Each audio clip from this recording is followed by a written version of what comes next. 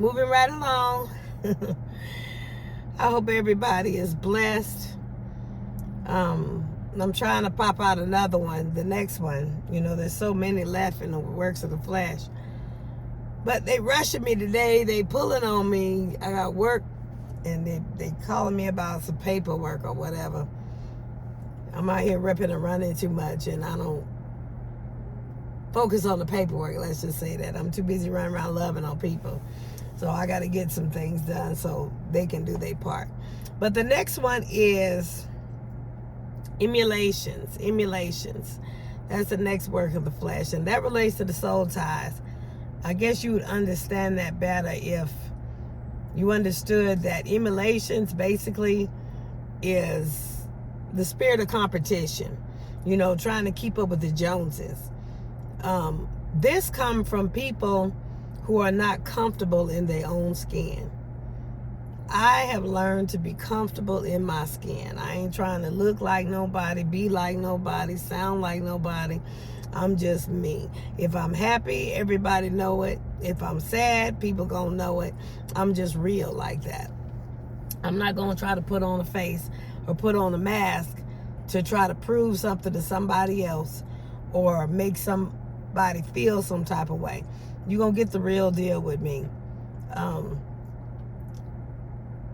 The spirit of competition, keeping up with the Joneses. But see, what they don't tell you is the Joneses, they credit cards is screaming, they pushing bankrupt, all that. I'm not trying to keep up with everybody and all this grandiose lifestyle. That's narcissistic is what it is. Trying to keep up, you know, with the finer things in life. You know, gotta have the best of everything. You know, it don't mean that the thing before don't work. It worked before they came up with something better. So just trying to reach for the sky, and you can't even get amongst the clouds, as they say. Trying to reach higher for something, and you can't manage what you got. You know, to whom much is given, much is required. That's true. And then when we trying to reach for more, but we ain't ready for that more, we're not able to handle what's required, we fall. The spirit of competition. You find that a lot in women. I guess because I'm a woman. But I notice it's some in men too. You know, they got to have the best of this, the best of that. If I buy a purse at Walmart, somebody else got to go buy a Coach purse or you know, Michael Kors, or somebody got to go do something better. It's always got a bigger price tag to it. Don't mean that the purse don't do what it's supposed to do. Don't mean that they don't carry wallets and stuff. They don't mean that they don't act the same. Yeah, granted, you know, it may have a little bit more better quality. It might last a little longer. But if you can't afford a $200-$300 purse, don't go out there and buy it.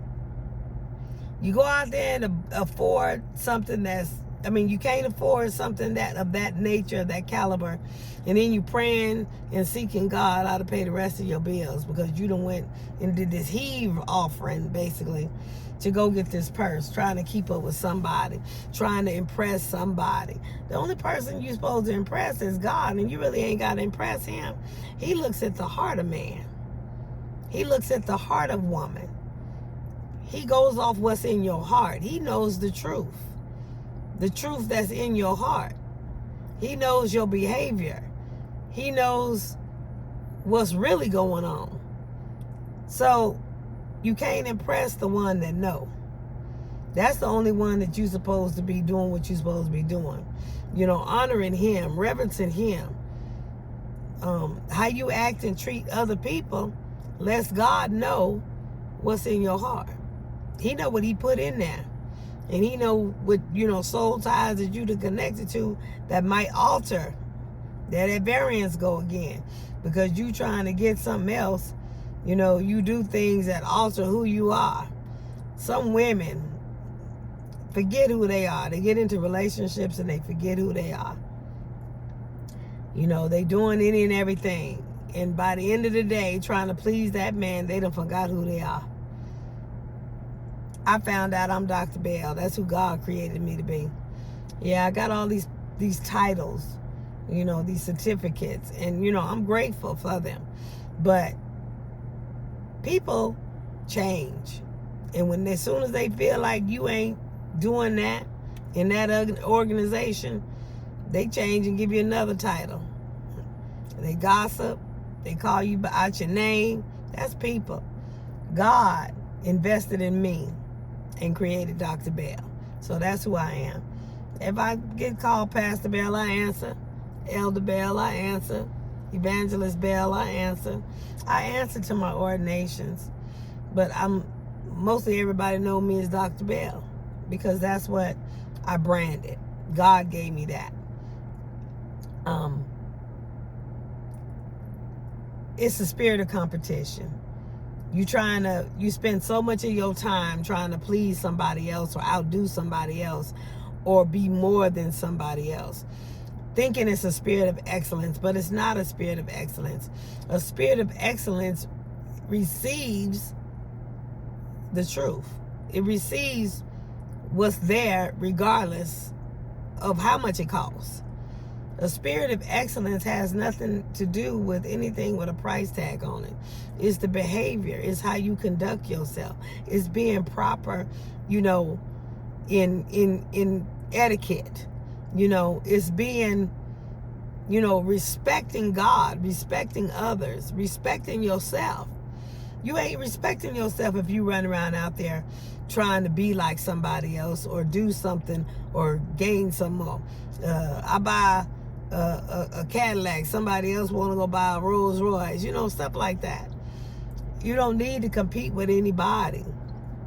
And the only reason why you competing with people is because you're not comfortable in your own skin. I'm very, very comfortable in my own skin. I was comfortable in that Toyota. I got comfortable in the weekly that I was in. See, everybody don't know my story. I got comfortable in the weekly. Matter of fact, I got too comfortable in the weekly with the roaches running all over me. You know, I got basic depression. You know, when you get to doing something and you find out you done all you can do and you standing waiting on God and ain't nothing happening, you know, that don't mean God ain't gonna answer. He may be just working some other stuff in you or seeing how you gonna respond. I was in that thing for a year. And I was put out of the house that I had, not because of something I done wrong, but because at Bible study, a lady came in and she had bed bugs. And I didn't even know what a bed bug was. I just thought it was a nursery rhyme. I didn't know them things was real. 2 or 3 weeks later, my kids was coming to me, telling me that they was felt like they was being ate up. They can't sleep in their bed and all that kind of stuff. So I'm going to go look, and I ain't seen nothing because I don't know what I'm looking for. Leave it another week later, and I'm feeling the same thing. And I looked, and I, you know, called in people. Come to find out, they brought the thing on their finger. That's what a bed bug looked like. So God will show you what it was. If you think something ain't real, God will show you that it's real. And then I looked and see what was going on. I started making calls and talking about it. And then that's when I was told, you know, I'm sorry. I didn't know they would go somewhere. She was complaining about she been ate up for months. So you got to forgive people. And I did. I ended up being in an apartment that didn't last long. Thank God it didn't last long because I was dealing with some stuff with my kids and had to take on another family and stuff. And that bottom fell out of that because found out they wasn't his. But the upstairs apartment flooded, so that got me out of that. And I ended up on family's couch, you know. And trying to get out of that, I ended up in a weekly. I chose to go to a weekly. So, and I was in there. I was fit to be tied, you know. I was in there. You know, I was going to get comfortable and deal with it. And I just, you know, we creatures, we know how to adapt. So I was in my feelings. I was kind of angry, serving God, but I'm dealing with all of this. Why? After I got out of my feelings, God began to speak and he began to move. And I thought I was in there a little bit longer than I thought I should be. But as I began to just accept it, and I began to do what I know to do, minister and be the evangelist that he called me to be the pastor that he called me to be. And I ministered to a young lady who just happened to be a millionaire and happened to own a property company. And she happened to give me the keys to the house I'm in now. So God will bless you. Going back to speaking the spirit of competition, you got to get comfortable where you're at. You can't want to compete with everybody because you'll never win that. It's always going to be something bigger and better. That's that grandiose spirit. That's that narcissistic spirit. You don't want to have that. That's that Jezebel. It's a Jezebel spirit, because it keeps you from being comfortable. It keeps you from being settled in your spirit. There's no peace in that. You got to have peace. Not only am I comfortable in my skin, but I have peace. And I keep my peace. I don't let nobody rock my peace. In all the situations that I'm dealing with, I keep my peace. And like I say, in keeping my peace, I don't, go tit for tat with anybody. When I'm disrespected, I don't go off and disrespect somebody else. I let God take it or whatever. And he lets me know things.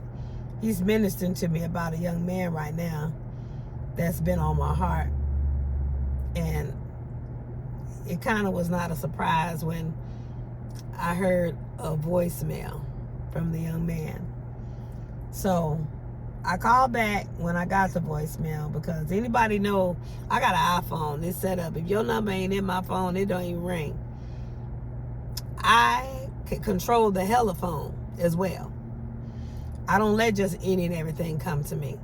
First of all, if somebody gave you my number, they either respect me to ask me for to give it to you, or they did it on their own and then they lose access. Their number ain't in my phone neither no more. You got to respect people. Anybody ask me for somebody's number, I make sure I say, well, I'll give them your number, because I don't just give people number out like that. I don't know what problems are. I don't want to disturb nobody's peace. I'm just respectful like that. But anyway, if the number ain't in my contacts, let me put that out there plain. If the number ain't in my contacts, it ain't gonna ring. You're gonna have to leave a text message or a voicemail in order for me to know that you even called or you even text, so that I can respond to you. So I got a call from a number I didn't know. It was this young man, and it made my heart smile. It's not that I didn't know it, but I called back. Let's just put it like this. I called back and didn't get no answer. I don't know if he's doing something or what, but I left a message to let him know I called back. I'm running around here doing my job, being in my job, doing stuff. It's hard for people to get a hold of me too, because if I'm with a client, I can't talk to everybody. I can't, have them on the phone while I'm dealing with a client. But I got Bible study tonight, and I'm pretty sure this individual knows that I have Bible study. I don't know, maybe I'll try to call again later, or maybe he'll call me back or whatever. But this is what I'm saying. There was an issue. And when you keep peace about it and not getting your emotions, things don't go left. That's what the whole point of what I'm trying to say. When you're accountable, when you're a child of God and people mean something to you, they'll call you back. They'll do you right. It's a misunderstanding that took place. But see, some people get in their feelings and they take it all out of proportion. And then next thing you know, you done fell out. or had some hatred or did something that you wasn't supposed to do, you find yourself in a position you have to repent because you are moved by your emotions. It's not how it's supposed to be. You walk in the spirit. The spirit ain't no emotion. You walk in the spirit. You walk in spirit and in truth. You ain't walking in your emotion and your feelings and your flesh, because your flesh will get you in trouble.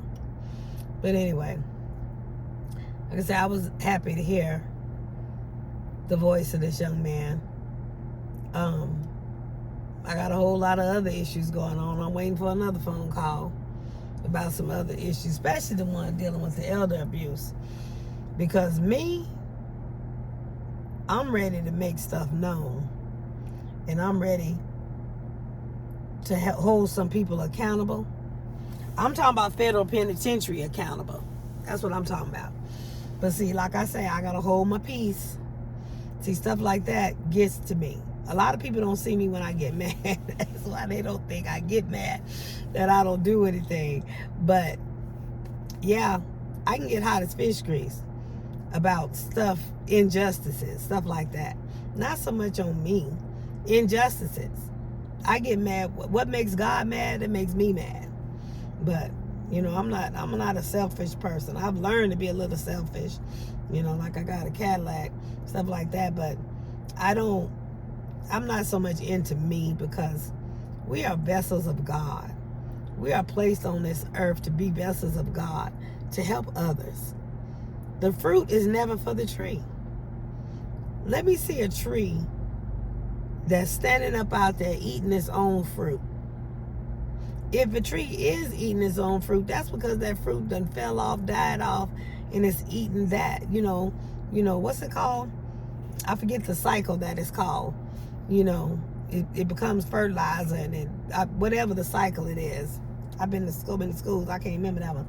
But yeah, it's a cycle where it falls off and it dies and becomes food that way. It's got to die in order for it to, to eat of itself. But a tree, it produces fruit to benefit others. If you ain't producing no fruit, you ain't beneficial. And that's the reason why Jesus cast the fig tree down. You got to be producing fruit. You got to be doing something.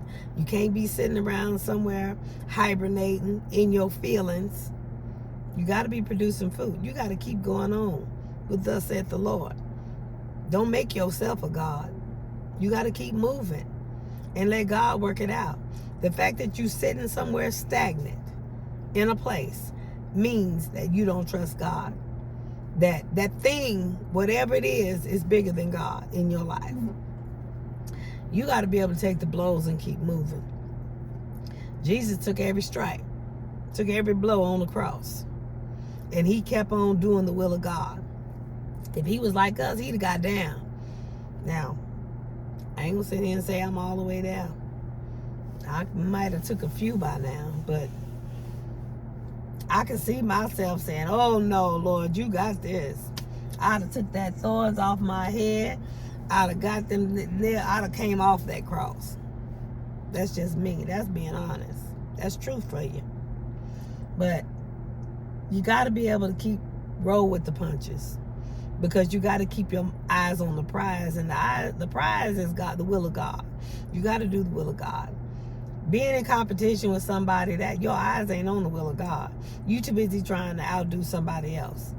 You not. Where's God getting the glory in that? He's not. But just because you getting in talking about God bless me with this, God bless. If God blessed you with it, it comes without no sorrow. That's scripture. It's no sorrow. I don't have no sorrow with this car. Every time I need gas, whatever it need, it's supplied.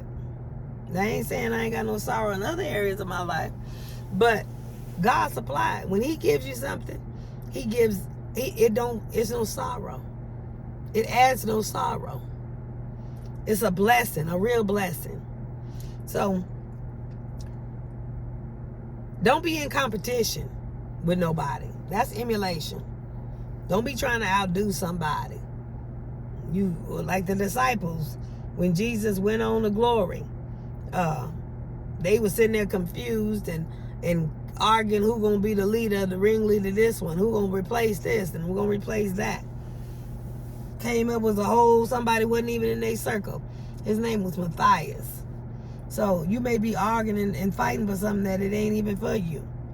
So that's another thing. That's why I don't fight for position in none of these ministries that God called me to join.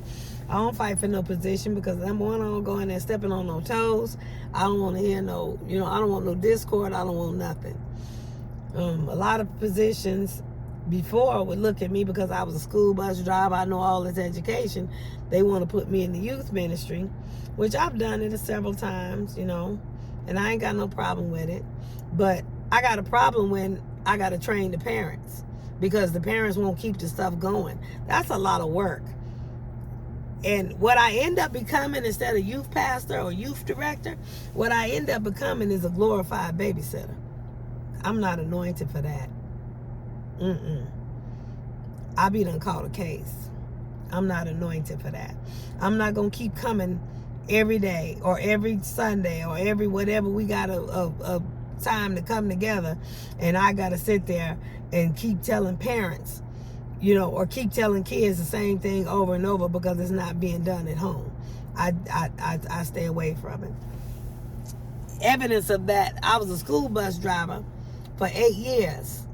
2 of those years I drove all around. But after that, I let go of elementary because I was going to catch a case. That's not for me. I did middle school and high school after that for a long time. And in the last 2 years, I think it was, or 4 years. No, the last 2 years, I did behavioral school. I found that was my purpose, my passion there. And then it got to be that the bus was in the way and I wanted to talk to the kids, talk to people, counsel people, and not have to wait till I pull over somewhere. So I walked off the bus and did psychology. I got into my degrees and stuff. So everybody look at me and the first thing they want to do is put me in the youth department. Like I say, I have no problem with it. Youth are our future. But if the parents ain't upholding, I ain't got no patience. I been walked off from the whole ministry because I ain't gonna be tussling and fighting with nobody. I ain't gonna have no discord. Matter of fact, there was one ministry, them kids was so, I don't say bad because they don't know. Them kids was over the top. And I stepped down from being youth pastor. I sure did. I stepped down from being youth director. I stepped down. I had no problem doing it. And I really haven't been back to be youth nothing since then. Because when you messing with the youth, you messing with a lot of stuff. They receive, but they're youth. They go home and their parents tell them something else or something different, or they don't withhold what you told them, and you got a problem. And I ain't in the competing with nobody else's parent, no child's parent. I just ain't got the patience for that. That ain't my anointing. Somebody anointed. Some people are anointed with different age groups. Some people are anointed to be with kids. I ain't one of them. I've been raising kids pretty much all my life. And if the Lord say the same, November, me will be 18. I ain't got no more kids. I'm going to be around to help and do all that kind of stuff. But my raising kids is over. I tell them, I teach them, as we go. But as far as that, they're going to have to be accountable. They're going to have to start doing their own stuff. I mean, she is. My boys, they doing what they know to do. They milking it. I told my baby boy, look, I ain't signed at least next year. You got to do it on your own. You have to get it. I'm finna get me a boxable and a piece of land. And I'm finna go have my hut to myself and just do ministry. I'm good. I just won't, it's time for me. The first 50 years I said was for them and everybody else. These 50 years, I plan on doing ministry and getting out of life something that I want to get out of it. So I ain't in the babysitting. I ain't in the taking care of no man. I ain't into doing, And I don't mean taking care of no man like if he got his own self, I believe in supporting the man and helping and all that kind of stuff. But if he ain't doing nothing and he's sitting around here trying to live off Dr. Bell check and Dr. Bell cap, no, that ain't for me. No, he can do just as well as I can. So, I mean, I ain't gonna say I want to be a woman sitting in the window with a whole bunch of cats, but I'm picky. I'm not going to just settle for any old thing. That ain't for me. Anyway, like I said, I ain't trying to be in competition with nobody. Don't be in competition with nobody. Being in competition with somebody else is not serving God. It's not giving God the glory. It's not honoring God. He don't even want us to be in competition with him. We know we can't be in competition with him because he's sovereign. He supersedes everything. He's above all we could ever ask or think. So we can't be in competition with each other. If we're in competition with each other, how's that glorifying God? Our credit cards is screaming. We out here trying to keep from having heart attack, high blood pressure, all this type of stuff because we too busy trying to afford something that we can't afford. We run around here living broke, a broke lifestyle, because we broken on the inside. We ain't supposed to be trying to compete with nobody. Why? Okay, the fact you got a better car than I do, and who's to say it's a better car? If it get me to the places I need to get to, it's good enough for me. Why go out and get something just because the price tag said? That's the enemy depleting you of your resources, depleting you of your money. And then when you need them, ain't none there. And then I guarantee you can't go to the people you was competing with and try to get no loan that you ain't supposed to get. We supposed to be the lender, not the borrower. We can't be the lender if we too busy spending all our money trying to compete on somebody or with somebody. It's scripture. You can look at it. I don't care how you look at it. It's the enemy taking your money. It's that grandiose, narcissistic spirit. It's not a spirit of excellence. A spirit of excellence comes out of you, out of your heart, how you treat others. I don't care how beautiful this car is. It's not excellent if I'm running around here doing it. It has no way to be excellent. It's just a car. Spirit of excellence comes out of you and what you do for others and what you do with other people. That's what it has nothing to do. You can't look successful. All you can do is be successful. Successful don't have a price tag. As long as your life is flowing in the will of God and you operating in your purpose, you are successful. It don't matter on what level that you are. Just because I'm coming out of a Toyota don't mean I ain't successful. I'm successful in doing what God say do. I'm successful in a Cadillac. As long as I'm managing doing what thus saith the Lord, as long as I'm being, purposeful in life, doing the purpose that he called me to do, not what I want to do, doing the purpose that he called me to do, then I'm successful. Success in the world is not God's success. We got it all twisted. We got it mixed up. So,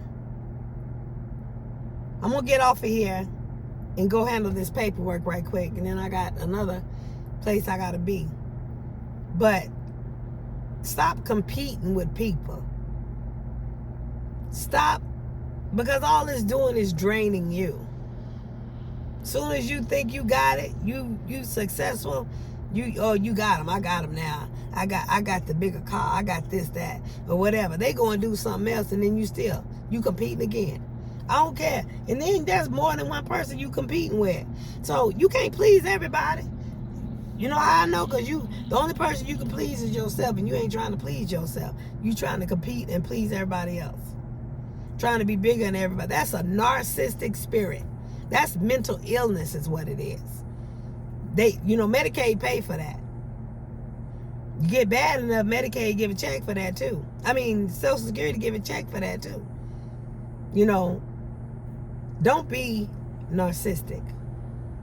Don't be competing with everybody else. I don't have to have top of the line of everything else. I don't have to.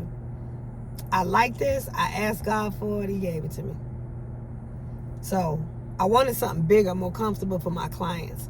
I have a client she got a couple zeros behind her weight. And I wanted, it to be easier for her to get in and out. So I do everything for the glory of God. Plus, I wanted something that I didn't have to, rent no vehicles and stuff. So when I run off to the beach, I have my own car to run off to the beach in now. So it's for purpose. It's not just to sit up and look good and be competing with somebody else. If anybody's seen my testimony, I didn't even know I was getting it. So it wasn't on purpose. What I'm saying is, don't run around trying to compete with everybody else. That spirit of competition is a work of the flesh. It does not glorify God, and it does not glorify you. All it does is drain you and keep you out of the will of God. Y'all stay blessed.